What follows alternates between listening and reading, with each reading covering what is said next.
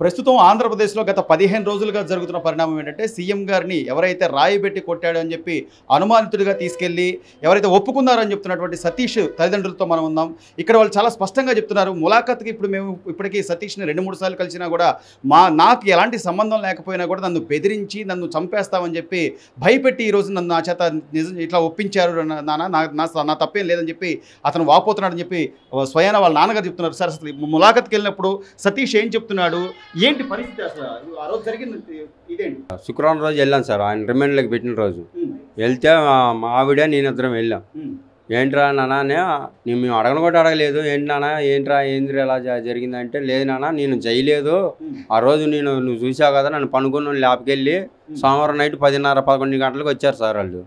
ఏంటి సార్ వచ్చారు ఏంటి సార్ అంటే, ఏం లేదమ్మా మీ అబ్బాయి సొల్యూషన్ తాగుతున్నారని ఎంక్వైరీ వచ్చింది, అది నిజమా లేదా కనుక్కొని పంపించేస్తాం, మీరు స్టేషన్కి రండి, ఆర్ఆర్పేట స్టేషన్ తెలుసు కదా మీకు ఆధార్ కార్డు తీసుకొని రండి సతీష్ది అని అన్నారు సార్. నేను ఆధార్ కార్డు తీసుకొని వెళ్ళే లోపల వాళ్ళు ఇక్కడ లేరు సార్. సరే పోలీస్ స్టేషన్కి వెళ్ళి ఉంటారేమో అనేసి పోలీస్ స్టేషన్కి వెళ్ళాను. పోలీస్ స్టేషన్ కాడ లేరు. అరగంట కూర్చున్నా, మళ్ళీ 1 గంట కూర్చున్నా. సరే మళ్ళీ ఇంకేమన్నా మొత్తం అప్పుడు జరిగిన పరిణామాలు అందరికీ తెలుసు. అయితే అరెస్ట్ చేసిన తర్వాత మీ అబ్బాయి ఒప్పుకున్నాడు, నేను నేరం చేశాను ఒప్పుకున్నాడు తర్వాత రిమాండ్ విధించారు. రిమాండ్ విధించినప్పుడు ములాఖతులో భాగంగా మీకు ఏం చెప్పాడు? అతను రాయి పెట్టి కొట్టానని చెప్పాడా, అది కొట్టమని చెప్పి ఆ దుర్గారావు అనే వ్యక్తి చెప్పాడని చెప్పాడా, ఏం చెప్పాడు? ఫస్ట్ సారి ములాఖాతికి ఫస్ట్ సారి మా ఆవిడ నేను వెళ్ళాను సార్. వెళ్తే ఏంటి సతీష్ ఏంద్రా ఏంది అసలు ఏందిరా అంటే, ఏం లేదు నాన్న, రోజు తీసుకెళ్ళినా చీకట్లో తిప్పేసి నన్ను ఇలా గన్ను పెట్టి వెళ్తామని బెదిరించారు నాన్న, నేనైతే నాకేం తెలియదు, సీఎంగా ప్రోగ్రామ్కి వెళ్ళలేదు, వచ్చాడు నేను కేక్ అవి తెచ్చుకున్నాను, నా పుట్టినరోజు అని సంగతి తెలుసు కానీ నీకు, కేక్ తెచ్చుకున్నాను కానీ వెళ్ళాను నేను బీసింగ్ రోడ్ వెళ్ళి కేక్ అను బాంబులు తెచ్చుకున్నాను, అంతే నాన్న నేను వేయలేదు అని చెప్పాడు సార్. నాకైతే అలాంటి సంబంధం లేదని చెప్పాడు. ఒక రకంగా సార్ మీ బాబుకి అనారోగ్య సమస్యలు కూడా ఉన్నాయి, అంతకుముందే అతను చెయ్యి కూడా ఇరిగింది, 2 చేతులు అంటే స్వేచ్ఛగా ఇట్లా కదిలించాలని పరిస్థితిలో ఉంటాడని చెప్పి చెప్తున్నారు, నిజమేనా అది? అవును సార్, అవును సార్, మేము ఆ చెయ్యి ఇరిగింది సార్, ఇరిగింది కట్టి కూడా ఇక్కడ ప్రకాశనగర్ ఆంధ్ర బ్యాంక్ పక్కన రాము క్లినిక్ అని ఉంటుంది సార్, అక్కడ కట్టించాం, దాంట్లో కట్టించాం.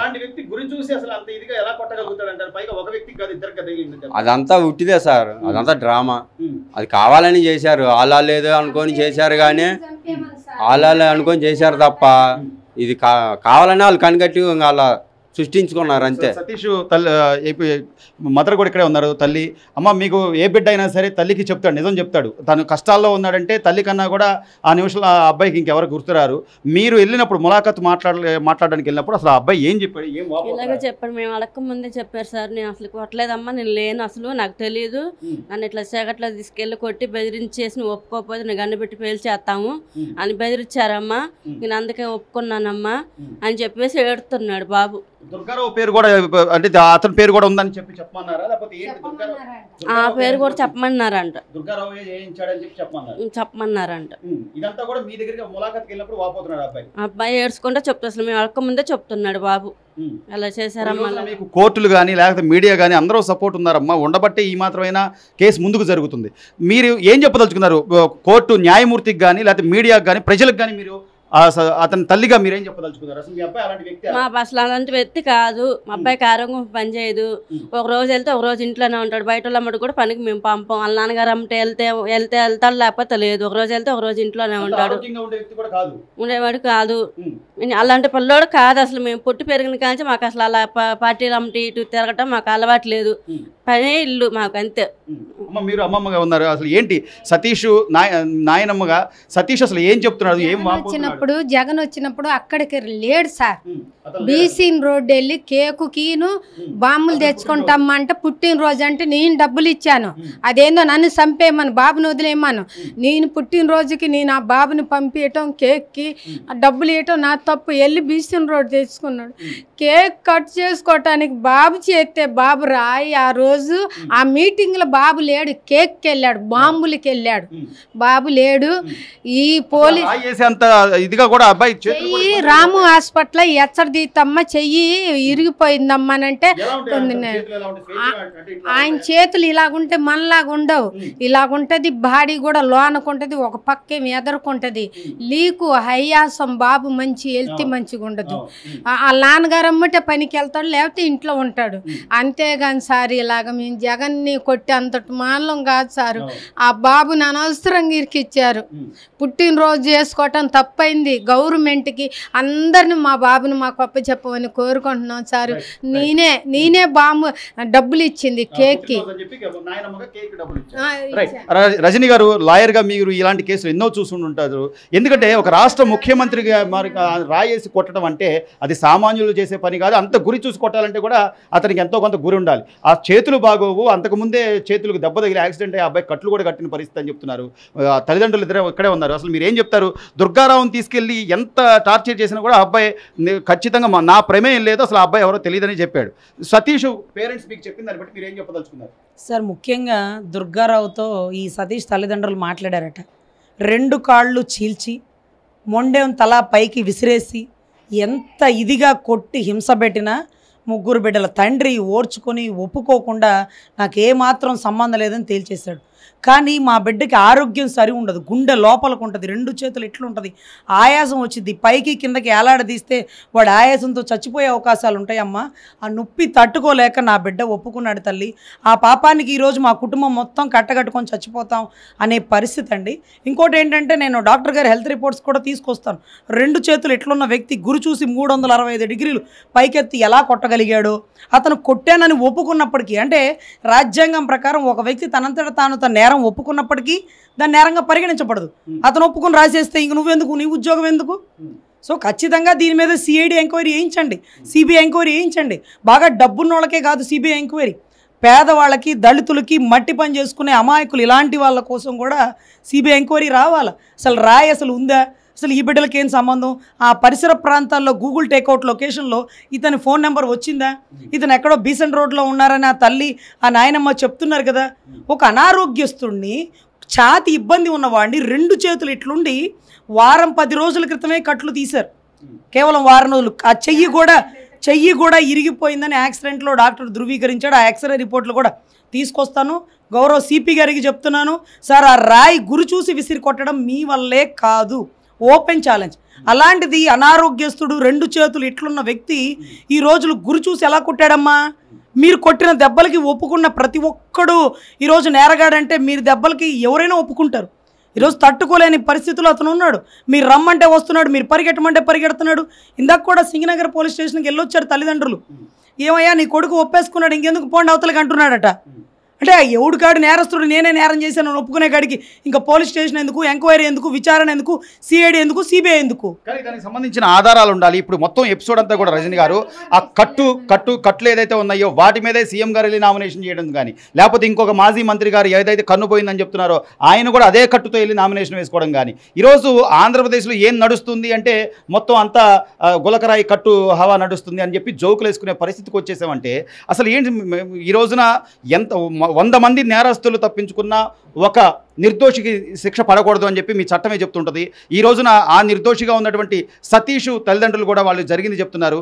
అతనికి న్యాయం జరిగే అవకాశాలు ఉన్నాయంటారా?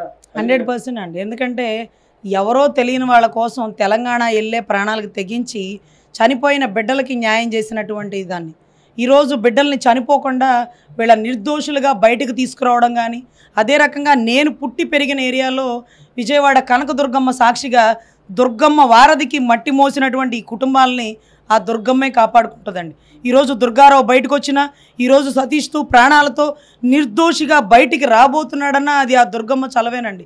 ఖచ్చితంగా చెప్తున్నాను, దీంట్లో ఏ ఆధారాలు ఉండవు.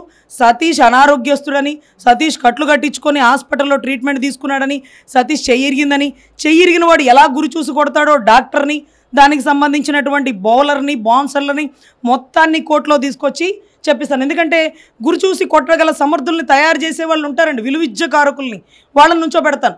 ఇలా చెయ్యిరిగిపోయినోడు అంత ఎత్తుకి ఎలా కొట్టాడు? వివేకా స్కూల్లోంచి హైట్ నుంచి కొట్టడానికి అతనేమన్నా అతడు సినిమాలో మహేష్ బాబా? ఈరోజు సునీతమ్మ చెప్తుందండి, ముందు ఆ స్టిక్కర్ తీసేస్తే ఆ కుట్లు పౌడర్ వేసుకుంటే తప్ప హీల్ అవ్వదు. కుట్లు హీల్ అవ్వకుండా పొద్దుగూకులు ప్లాస్టర్ వేస్తుంటే లోపల చీము పట్టేసిద్దన్న, ముందు అది తీసేయి, గాలి వెళ్ళాల కుట్లకి. అసలు కుట్లు పడినయా అసలు ఏంటిది? ఈరోజు మీ రాజకీయ లబ్ధి కోసం కేసీఆర్ గారు ఉన్నారండి, చక్కగా బాత్రూంలో పడ్డారు, అందరూ పోయి పలకరించి వచ్చారు, సానుభూతి వచ్చింది. నువ్వు కూడా గుండె నొప్పను, లేకపోతే నువ్వు కూడా బాత్రూంలో పడు, లేకపోతే ఇది యాక్సిడెంట్ అయిందని హాస్పిటల్ అడ్మిట్ అవ్వు. అంతేగాని నువ్వు ఒక రాజకీయ లబ్ధి కోసం ఒక సీన్ క్రియేట్ చేసుకొని దాంట్లో అమాయకులైన కుటుంబాలని బలిపశువులుగా చేస్తే, మొన్నటి రోజు దళితుడైనటువంటి కోడికత్తి అలాగో ఈరోజు మైనర్ అయినటువంటి సతీష్ జీవితం అలాగే జైల్లోనే మగ్గబెట్టకుండా ఆ తల్లి, ఆ నాయనమ్మ, ఆ కుటుంబ సభ్యుల ఆవేశాలు, బాధలు మీరు వినండి. ఎందుకంటే అతన్ని కొట్టి 2 కాళ్ళు చీల్చి తల మొండెం పైకి కిందకి ఏలాడదీసి రివాల్వర్ పెట్టి చంపేస్తానని 100 అడుగుల రోడ్లో గంట సేపు వెహికల్లో తిప్పి అతనితో తెల్లారింటి 5 వరకు తిప్పారంట. అరే నువ్వు ఒప్పుకోపోతే చచ్చిపోతావు, ఇక్కడే చంపి కాలువలో విసిరేస్తా, శవం దొరకదు, కుక్కలు బీకేస్తాయి, నువ్వు కనపడకుండా మాయమైపోయావు అనుకుంటారు, లేకపోతే అనుమానాస్పదం వెతుకుతున్నావు అనుకుంటారు. తల్లిదండ్రులకి ఇంత ధైర్యంగా చెప్పిన ఇదే సతీష్ రేపు న్యాయస్థానంలో న్యాయమూర్తి ముందు అంత ధైర్యంగా చెప్పే పరిస్థితి ఉంటుంది మేడం. ఎందుకంటే దుర్గారావు కొద్దిగా పెద్దవాడు, అతని మీద 3rd డిగ్రీ ప్రయోగించినా కూడా అతను గట్టిగా నేను చేయలేదు కాబట్టి నేను చేయలేదు అని చెప్పి అంటే అతను ప్రమేయం లేదని చెప్పి వదిలేసిన పరిస్థితి. అంతే ధైర్యంగా ఈ రోజున సతీష్ కూడా న్యాయమూర్తి ముందు నిజం చెప్పే పరిస్థితి ఉందంట. ఉండదండి, ఎందుకంటే మీరు చూసారు కోడికత్తి సీన్లో 5 సంవత్సరాలు ఎలా సాగదీశాడో సతీష్ ఇక జీవితంలో నిజం చెప్పలేడు. ఎందుకంటే చెప్పడం అయిపోయింది, నేనే చేశానని జడ్జి గారు ముందు ఒప్పుకున్నాడు, ఎంక్వైరీలో ఒప్పుకున్నాడు.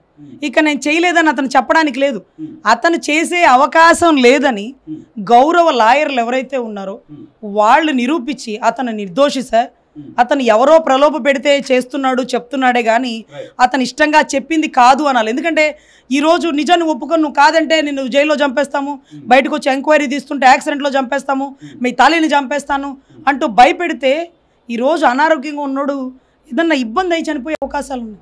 సో ఖచ్చితంగా నిజాయితీగా ఈరోజు అడ్వకేట్లు అందరూ ఒక తాటి మీదకి వచ్చి అతను నిర్దోషిగా బయటకు తీసుకొచ్చి హాస్పిటల్ రిపోర్ట్స్ అతన్ని గవర్నమెంట్ హాస్పిటల్కి పంపించమనండి. వీళ్ళు తల్లిదండ్రులు అబద్ధం చెప్పుండొచ్చేమో బిడ్డ మీద ప్రేమతో, హాస్పిటల్ రిపోర్ట్లో టెస్టులు చేపించి ఆ చెయ్యి కూడా స్కాన్ చేపించి చెయ్యి ఇరిగిందా, 2 చేతులు బాగా భారీగా లెగుస్తుందా, ఒక బౌన్సర్ ఎంత హైట్ మీద లెగ్గలు కొట్టగలుగుతాడు, అతను ఎంత పరిగెట్టగలుగుతాడు, ఏ హైట్లోంచి కొట్టాడు, మళ్ళీ సీన్ రీకన్స్ట్రక్షన్ అనేది ఉంటుంది చూడండి.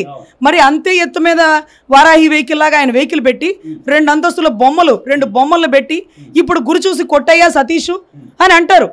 అప్పుడు గురి చూసి ఏమాత్రం చెయ్యి పైకెత్తి కొట్టగలుగుతాడో చూద్దాం, కొట్టలేడు కదా. అంటే కొట్టలేని వాడిని కొట్టాడని ఎందుకు ఒప్పాడు? లోపల కొట్టి కుమ్మితే వాడు నేరాన్ని ఒప్పుకున్న పరిస్థితి. సో ఇవన్నీ చివరిగా ఏం చెప్పదలుచుకున్నారమ్మా మీరు ముఖ్యమంత్రి గారికి కానీ లేకపోతే న్యాయమూర్తులకు కానీ, అంటే మీ దగ్గర మీ బిడ్డ నిజం చెప్పగలుగుతాడు, బయట చెప్పలేదు. మా బాబు అలాంటాడు కాదండి, మా బాబు అలాంటాడు కాదు, అసలుకి సంబంధం లేదంటారు. సంబంధమే లేదు. పుట్టినరోజు వేడుకలు చేసుకునే పిల్లోడు ఈ రోజు జైల్లో ఉంటాడని మీరు అనుకున్నారమ్మా ఎప్పుడైనా? మేము అనుకోలేదు సార్, అది జరిగింది అనుకోలేదు సార్. మేము అసలుకి మేము ఊహించలేదు సార్ ఇలా జరిగిద్దని, ఇలా జరగదో ఇలా జరిగిద్దని మేము ఊహించలే ఎంతవరకు. ఈ తల్లిదండ్రుల దుఃఖానికి మీరేం చెప్తారు మేడం ఒక న్యాయమూర్తిగా, న్యాయ దేవతగా మీరేం చెప్పాలనుకుంటున్నారు? సార్ విజయవాడలో మా కనకదుర్గమ్మ ఉందని దృఢంగా నమ్ముతున్నాం. దుర్గమ్మ వారధికి మట్టి మూసిన ఆ బిడ్డల్ని ఆ తల్లే కాపాడుకుంటుందని ధృవీకరిస్తూ ఇలాంటి చచ్చు రాజకీయాలు చేసిన జగన్మోహన్ రెడ్డి గారికి గతంలో వాళ్ళ నాయన రాజశేఖర్ రెడ్డి గారు ఒక కొండ నాది అన్నందుకు కొండల్లో ఎలా కలిసిపోయాడో అదే రకంగా విజయవాడలో అమరావతి వాళ్ళు పొంగళ్ళు తీసుకొని వస్తున్నప్పుడు పొంగళ్ళు కింద పడేసి ఈరోజు దుర్గమ్మ బిడ్డలుగా ఉండి మట్టి మోసే ఇలాంటి బిడ్డల్ని అవమానించి ఇబ్బంది పెడుతున్న ఆ గౌరవ జగన్మోహన్ రెడ్డి గారికి ఆ తల్లే ఆవిడ బలం చూపిస్తుందండి. ఎంతోమందికి శక్తి సామర్థ్యాలను చూపించి నిరూపించుకున్న మా దుర్గమ్మ మరొక్కసారి నిరూపించుకుంటూ సతీష్ నిర్దోషిగా బయటకు తీసుకొస్తుందని నేను మనస్ఫూర్తిగా నమ్ముతున్నాను. అనారోగ్యంతో ఉన్న సతీష్ అసలు ఆ ఘటన చేసి ఉండడు అని చెప్పి తల్లిదండ్రులు చెప్తున్నారు. అట్లాగే దానికి సంబంధించిన అన్ని మెడికల్ ఆధారాలు కూడా సేకరించి ఆ అబ్బాయిని బయటికి నిర్దోషిగా తీసుకొచ్చే బాధ్యత తను తీసుకుంటా అని చెప్పి రజనీ గారు చెప్తున్నారు. మొత్తం మీద ఈ గులకరా ఎపిసోడ్ ఓవరాల్గా చూస్తే అతను రిమాండ్లో ఉన్నాడు. ఈరోజు నా ప్రమేయం లేదు అని చెప్పి ములాఖత్కి వెళ్ళినప్పుడు వాళ్ళ తల్లిదండ్రులకు చెప్తున్నప్పటికీ కూడా మరి నిర్దోషిగా ఎలా బయటకు వస్తాడు అనేది మాత్రం ఇప్పుడు రాష్ట్ర ప్రజలంతా కూడా ఎదురు చూస్తున్న పరిస్థితి కనిపిస్తోంది.